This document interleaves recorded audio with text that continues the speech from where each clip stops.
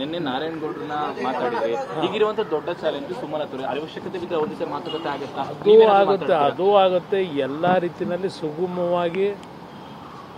ನಾನು ಈಗಾಗಲೇ ಹೇಳಿದ್ದೇನೆ, ನನಗೇನು ಅವರು ಶತ್ರುಗಳಲ್ಲ. ಚುನಾವಣೆಗಳು ಬಂದಾಗ ಕೆಲವು ನಿರ್ಧಾರಗಳಲ್ಲಿ ಭಿನ್ನಾಭಿಪ್ರಾಯಗಳು ಬಂದಿರುತ್ತೆ. ಆ ಸಂದರ್ಭದಲ್ಲಿ ಹಲವಾರು ರೀತಿ ಚರ್ಚೆಗಳಾಗಿರ್ತವೆ. ಅದನ್ನು ನಾನು ಇಟ್ಕೊಳ್ತಕ್ಕಂಥ ಅವಶ್ಯಕತೆ ಇಲ್ಲ. ಈಗ ಅಂಬರೀಷ್ ಅವರು ನಾವು ಅವರು ಬದುಕಿದ್ದಾಗ ಜೊತೆಗೂಡೆ ಊಟ ಮಾಡಿದ್ದೇವೆ. ಸುಮಲತಾ ಅವರು ನನಗೆ ಊಟ ಬಡಿಸಿದ್ದಾರೆ. ಅವ್ರ ಜೊತೆ ಅಂಬರೀಷ್ ಅವ್ರ ಜೊತೆ ನಾನು ಅವರಿದ್ದಾಗ ಜೊತೆಯಲ್ಲಿ ಅವ್ರ ಮನೇಲಿ ಊಟ ಮಾಡಿದ್ದೇವೆ. ಆ ದಿನಗಳು ಇದೆ. ರಾಜಕೀಯದಲ್ಲಿ ಕೆಲವು ಸನ್ನಿವೇಶಗಳಲ್ಲಿ ಈ ರೀತಿಯ ಒಂದು ಸಂಘರ್ಷಗಳು, ಈಗ ರಾಮಾಂಜನೇಯನ ಯುದ್ಧನೇ ಆಗೋಯ್ತು. ಇನ್ನು ನಾವು ಹುಲುಮಾನವರು ನಮ್ಮಲ್ಲಿ ಯುದ್ಧ ಆಗದೆ ಇರ್ತದೆ. ಅದನ್ನು ದೊಡ್ಡ ಮಟ್ಟದಲ್ಲಿ ಅದನ್ನೇ ಸಾಧಿಸ್ಕೊಂಡು ಹೋಗ್ಬೇಕಾದ ಅವಶ್ಯಕತೆ. ಯಾವಾಗ ಮಾತಾಡ್ತೀರಿ ಸರ್ ಅವ್ರ ಜೊತೆ? ಸಮಯ ಬರಲಿ ಮಾತಾಡ್ತೀವಿ. Thank you.